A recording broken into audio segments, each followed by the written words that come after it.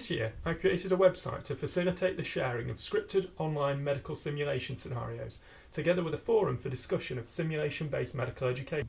The objective was to create an online space where people could share their own scripted scenarios, as well as advice and information about important and interesting events in this field. My hope was to create a repository of comprehensive scenarios for medical students of any stage, and also for trainees and foundation doctors, to promote the use of medical simulation and to make it much easier for anyone to set up their own medical simulation, regardless of what resources they had available to them. Initially, I developed scenarios which had lots of information, allowing users to pick up the scenarios and use it in combination with hardware like SimMan. I advertised these resources on Twitter with links directing people back to my website, developed on wix.com. After a soft launch of the website, I got views on my content, but not as much engagement as I had hoped for. I realised there was not enough incentive for visitors to participate in discussions or to share their own ideas.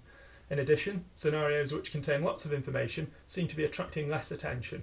In order to remedy this, I started creating communication-style scenarios similar to some of the stations that are involved in OSCE exams.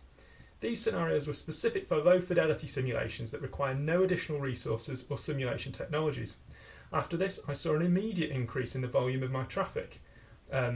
However, I was still very keen to develop resources that could be of use with the full suite of simulation technologies. In order to develop this, I got in touch with another scholar, Joe Battle, who was doing some work with MediSense, the online medical education resource provider. This partnership has worked brilliantly, and we have plans to work together in the future for a long time to come. We worked together to make some painstakingly realistic and accurate surgical scenarios, which were checked by experienced surgeons or surgical registrars, and we often had our scenarios double-checked and edited by practicing doctors. This was hugely successful, and by working together I believe we have created better scenarios that are now being advertised to a much wider audience, and this has attracted many more people to look at the website and to interact with the social media pages.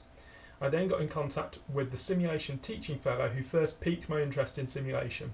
He is now a medical registrar and was in the process of building a website for his own simulation teaching group.